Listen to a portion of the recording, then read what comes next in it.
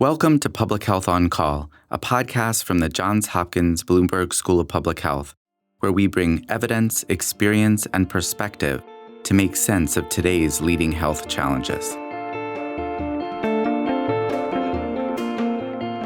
If you have questions or ideas for us, please send an email to publichealthquestion@jhu.edu. That's publichealthquestion@jhu.edu for future podcast episodes. It's Lindsay Smith Rogers. Dr. Scott Harris is the Alabama State Health Officer, a position he's held for the last 8 years. He's also the national president of the Association of State and Territorial Health Officials. He joins Dr. Josh Sharfstein to talk about his experiences in public health, the challenges of the present moment, and his plan for the possible arrival of measles. Let's listen. Dr. Scott Harris, thank you so much for joining me today on Public Health on Call. How are you doing today? Thanks for having me, Josh. I'm doing well. Thank you. Just glad to be with you. So I'd like to start by asking you to introduce yourself to our audience. You are the health commissioner for the state of Alabama. That's right. I'm a physician. I'm an adult infectious disease doc by training, and I came to public health only about 10 years ago, which for most of my career, I was an HIV doc. I was practicing here in Alabama, but did a lot of work with local public health and eventually found a position as a local health officer in the part of the state where I was living. And now I've been in this role running the Department of Health for about 8 years. Well, that's a long time for a public health officer, and that's a big transition from clinical care into public health. Tell me what drove you to change jobs.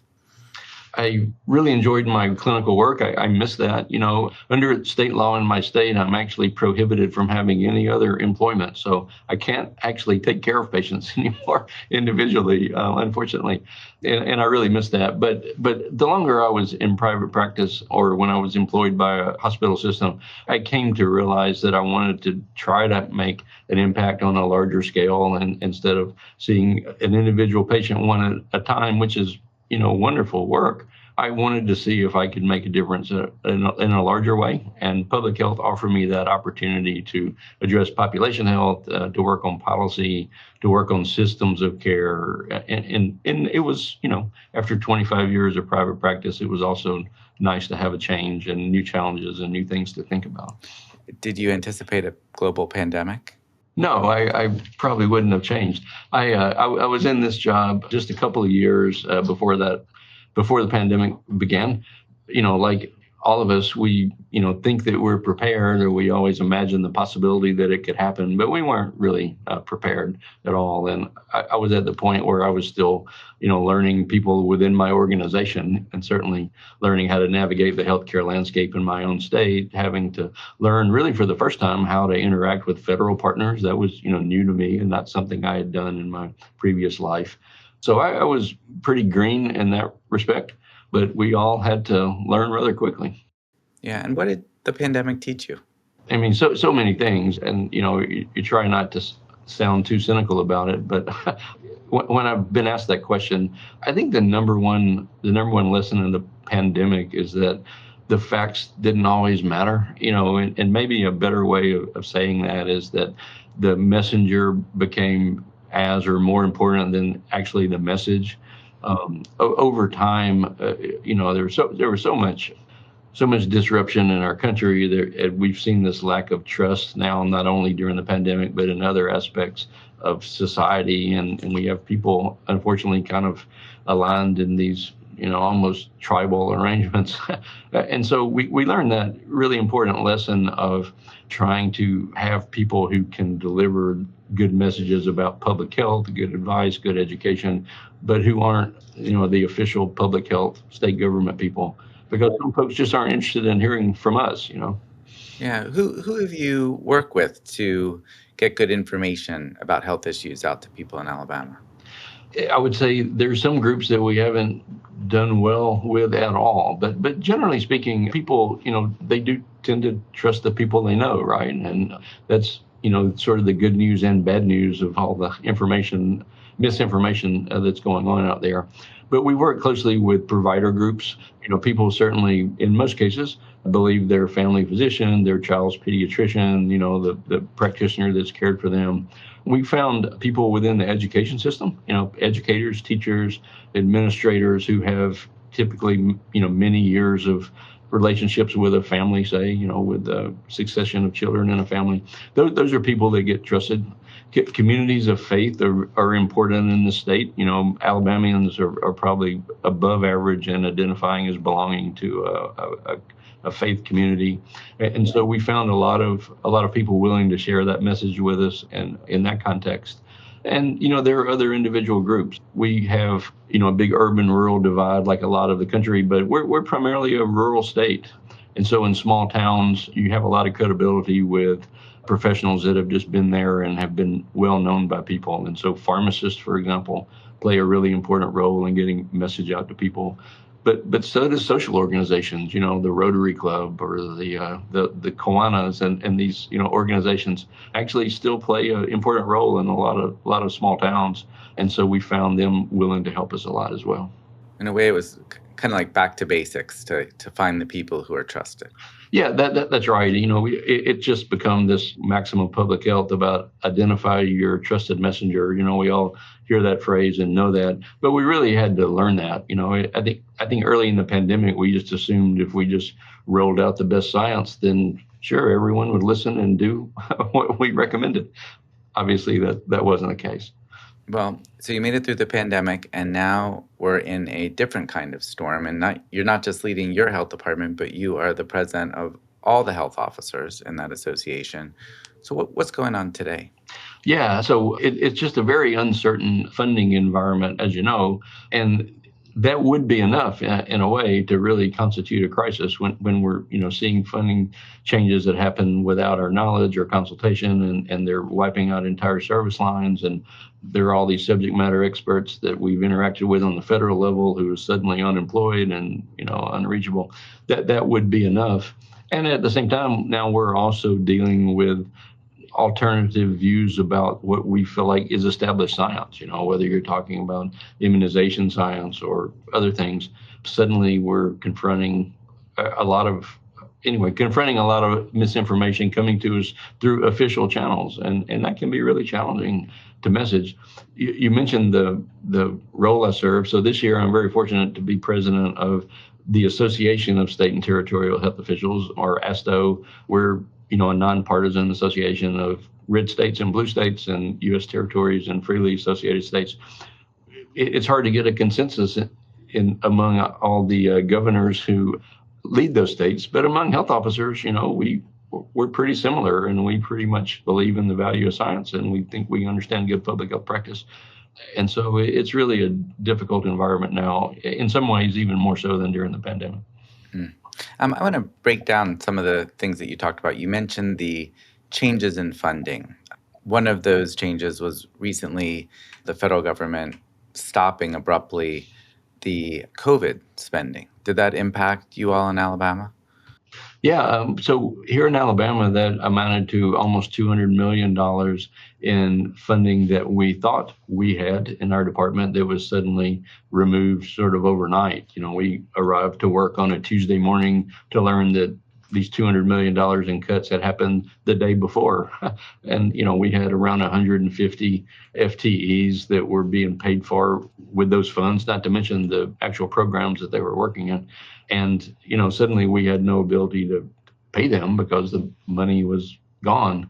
We're all used to transitions. I've been here long enough to have been through a couple of presidential transitions, and every new administration has their own priorities.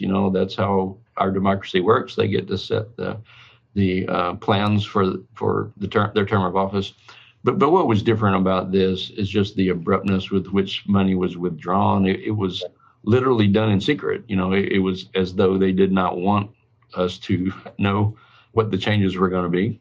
And it just makes it really difficult, obviously, to plan, not to mention the fact that these are real employees with jobs and families and lives who really see disruption happen overnight. Yeah. What were the consequences in Alabama, or what were some of the consequences? Well, We had a number of programs being paid for with what were termed COVID funds, but really were used for a variety of things, including infectious disease responses that were ongoing. So we had money set aside to plan for things like measles testing, which is going on now, for upgrades to our public health laboratory.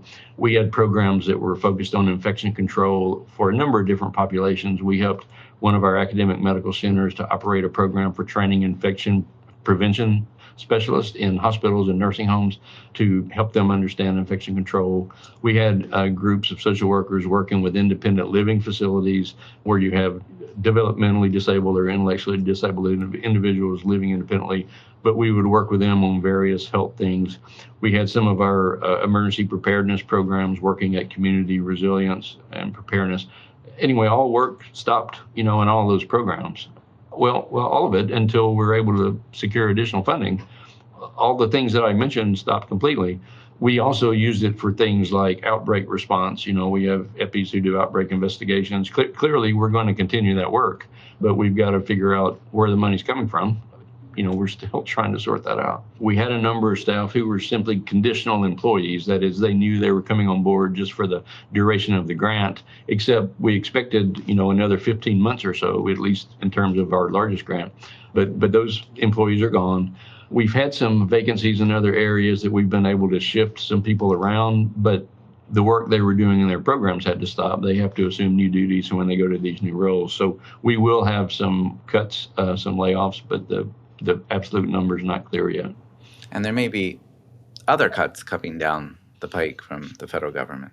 Yeah, as we're speaking today, I'm seeing these stories in the national press about billions of dollars more that are expected to be cut from HHS. And it's just, I don't know how we'll continue to operate in the manner that we have.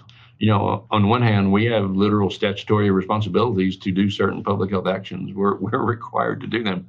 But at the same time, we've frequently relied on federal funds to make those activities possible in our state. And we're, generally speaking, a state that doesn't fund public health that well at the state level. And so it's going to be, anyway, I don't know where the money's going to come. And you're not alone in that. There are a lot of states that rely on a lot of federal funding. You mentioned that there are a number of people who have in the past helped the state of Alabama in responding to different public health challenges who may no longer have jobs in the federal government. Can you tell me more about that? Sure. I was really just thinking about, specific programs with which we interact that suddenly have had these layoffs. A number of project officers for various programs just simply aren't there anymore. A number of people we worked with in immunizations. We know the lead program at CDC, for example. We understand a lot of maternal child health folks at HRSA have been let go. We work with a number of people at ASPR, as part of our preparedness efforts. The reorganization, again, it's not unusual for a new administration to reorganize or shuffle the pieces around. But what's unusual is for things to happen this abruptly with no warning. And those of us who are actually the boots on the ground implementing federal policy are the last ones to find out what the changes are. Yeah, that definitely sounds frustrating, and it's all happening in the middle of a big measles outbreak. Yeah, absolutely. We really are worried about that. 3 of the 4 states that surround my state have had individual measles cases, although not full-fledged outbreaks yet, but it's only a matter of time. We fully expect that. We're trying our best to be prepared for that, but it will be in my state anytime now. So what are you trying to do, given the funding restrictions, given the loss of some of the technical support that you had been getting? What are you thinking as measles gets closer and closer to Alabama? Yeah, part of it is just trying to view things strategically as the leader of the organization. It's, I'm thinking about how to keep my team working hard and keep their morale up and keep their spirits up. These are dedicated public health people who've been here for a long time. I mentioned to you, I came to public health only 10 years ago. Most of my senior staff have been here for decades and, have spent their whole careers in public health. And it's a real discouraging time for them, as for all of us. So I'm trying to make it clear to them that we're going to find a way to get the work done. We care very much about protecting Alabamians' health and safety while we got into this work. So I feel in a way like I'm doing cheerleading somewhat, not insincerely. I mean, I really feel that way. But that's clearly a big part of it. Yeah, you may need to dust off your file with all the Rotary Club contact information and all the local providers, local groups, and kind of go back to basics to get people to recognize critically important facts about measles and vaccination. No, that's absolutely right. The wrinkle there is that a lot of the nonprofits and community organizations we work with ultimately receive federal funds that we pass to them. And so those organizations are seeing their own challenges as well.